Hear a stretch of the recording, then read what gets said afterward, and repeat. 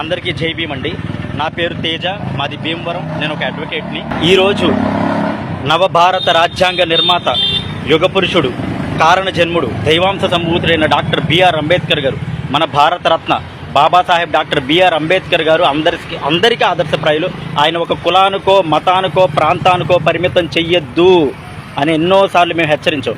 అలాంటిది ఈరోజు ఒక పార్టీకి ఆపాదిస్తున్నారండి. ఒక పార్టీకి అంబేద్కర్ గారిని ఆపాదిస్తున్నారు. అంబేద్కర్ గారి భావజాలం ఏంటి, ఈ పార్టీ ఏంటి? మీరు భీమవరం నడిబొడ్డులో అంబేద్కర్ గారి విగ్రహం చుట్టూ జరుగుతున్న నీచమైన రాజకీయం చూడండి. మీరు చూడండి, మీకు చూపిస్తాను.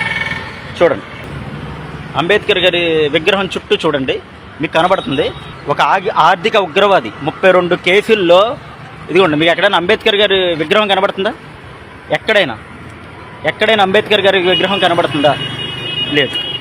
అంబేద్కర్ గారి విగ్రహం కనబడకుండా మొత్తం ఫ్లెక్సీలతో, మొత్తం చూడండి ఎలా చేశారు.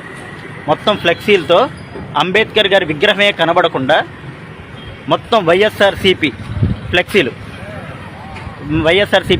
పెట్టేసి అంబేద్కర్ గారి భావజాలానికి వ్యతిరేకంగా ఈరోజు జరుగుతుంది. 32 కేసుల్లో ఆర్థిక ఉగ్రవాదిగా ఉన్న జగన్మోహన్ రెడ్డి ఈరోజు అంబేద్కర్ గారితో సమానంగా ఈరోజు ఇక్కడ పెట్టవలసిన పని ఏంటి?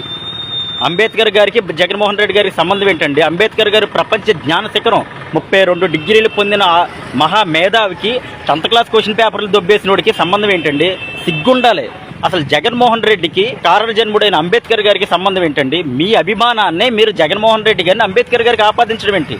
మీరు ఏదైనా తప్పులు చేసేయడం, లాస్ట్లో జై భీమ్ అనడం, ఏదన్నా అరాచకాలు చేసేయడం, జై భీమ్ అనడం ఏంటి? అసలు అంబేద్కర్ గారి పేరు వాడుకోవాల్సిన పని ఏంటి? మీకు ఒక మంచి పని చేయండి, జై భీమ్ అనండి. ఒక గొప్ప పని చేయండి, జై భీమ్ అనండి. ఒక మేధావితనమైన పని చేయండి, జై భీమ్ అనండి. ఒక కబ్జాలు చేసేది జై భీమ్ అంటారు, దొంగతనాలు చేసేది జై భీమ్ అంటారు, గంజాయి స్మగ్లింగ్ చేసి జై భీమ్ అంటారు. ఇలా జగన్ లాంటి అరాచకుడిది ఫ్లెక్సీలు అయ్యి పెట్టి జై భీమ్ అంటున్నారు. అసలు జగన్మోహన్ రెడ్డి గారికి అంబేద్కర్ గారికి సంబంధం ఏంటండి? అంబేద్కర్ గారి కాలి గోటికి సరిపోతాడు. అలాంటి అంబేద్కర్ గారిని కులానికో మతానికో పరిమితం చేయకుండా ఆయన అందరి కోసం, భారతదేశంలో ప్రతి పౌరుడి కోసం రాజ్యాంగాన్ని రాశారు. ఆయన జీవితాన్ని తృణప్రాయంగా అర్పించి ఆయన రాజ్యాంగాన్ని రాశారు.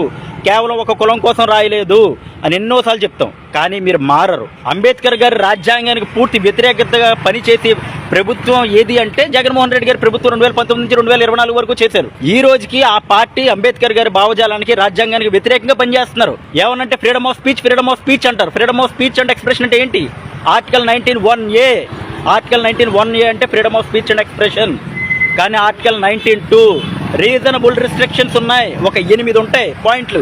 రీజనబుల్ రిస్ట్రిక్షన్, ఏది పడితే అది మాట్లాడితే దొబ్బదు. ఈ విషయం అంబేద్కర్ గారు, సాక్షాత్తు అంబేద్కర్ గారు రాశారు. మరి అలాంటి అంబేద్కర్ గారు రాసిన రాజ్యాంగాన్ని పాటించకుండా నోటికి ఎంత వస్తే అంత, ఎన్ని బూతులు వస్తే అన్ని బూతులు, వ్యక్తిగత విషయాల్లో కూడా వెళ్ళిపోయి మాట్లాడి పార్టీ ఏదన్నా ఉందంటే ఈ రోజు జగన్మోహన్ రెడ్డి గారి పార్టీ. ఆర్టికల్ 19(2)ని ఫాలో అవ్వకుండా ఆర్టికల్ 1(a) అని చెప్పి ఏది పడితే అది, ఎలా పడితే అది మాట్లాడేసి చెల్లిపోద్దని చెప్పి అనుకుని రాజారెడ్డి రాజ్యాంగాన్ని నడిపించిన జగన్మోహన్ రెడ్డి పార్టీ అంబేద్కర్ గారి విగ్రహం చుట్టూ పెట్టి అర్హత లేదు.